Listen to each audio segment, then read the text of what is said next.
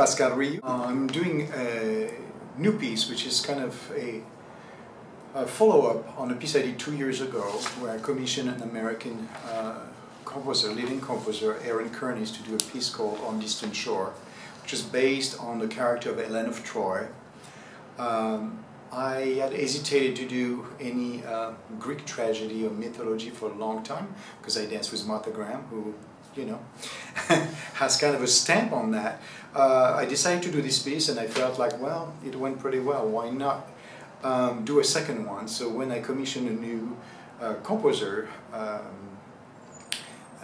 I decided to go back to Greek tragedy and decided to do a piece that I have been, a character that I wanted to deal with for a long time, which is Iphigenia. Iphigenia is this young woman who is the daughter of a king and who is sacrificed so that the ship from the Greek army can go to war in Troy.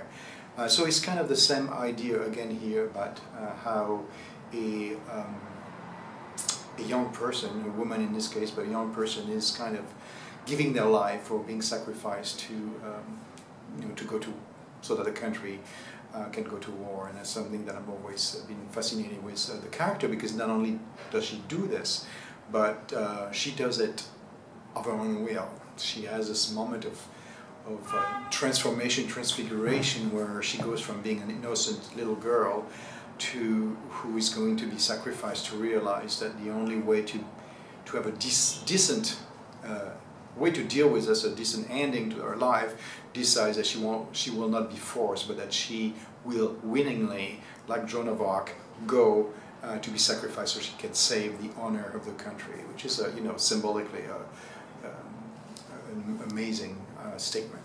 I watched the piece, and it's a very dramatic piece. What are some of the qualities that you look for your dancers? Dancers have not only be, you know, excellent dancers, which they are, but they have to be trained in a way that the dramatic, what we can call a dramatic tension, you know, something that is born in your body language, which doesn't need to be over dramatized. You know, it's not melodramatic. It's not about the face. It's not about the gestures, but they have to be able to translate with their body, with the tension in their body, whatever, you know, is dramatic in those moments in the piece, whether it's a relationship or, you know, whatever it is. And as you saw, it's fairly dramatic, even though I don't ask the dancers to do anything, you know, with their acting, if you will, because I believe, like my, you know, mentor Martha Graham, believed that the body doesn't lie. The body is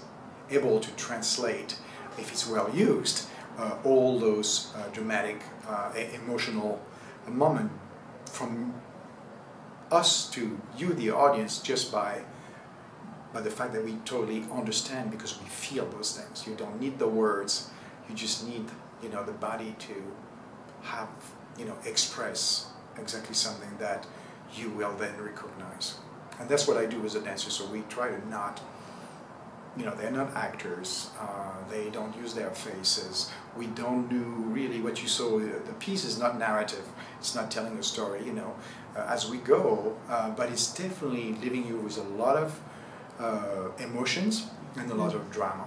And, you know, I'd like the audience to kind of make up a little bit of, you know, the story with the characters, how they want to think of it. But certainly, you're not following a narrative. You're just getting the emotion, and that's from this work that we do with, you know, with the body. It comes from very, very deep within, you know, within the body. But we train for that. Could you tell me the date of your performances? Yes, performances would be at the Joyce Theater in New York from June 4th to the 9th.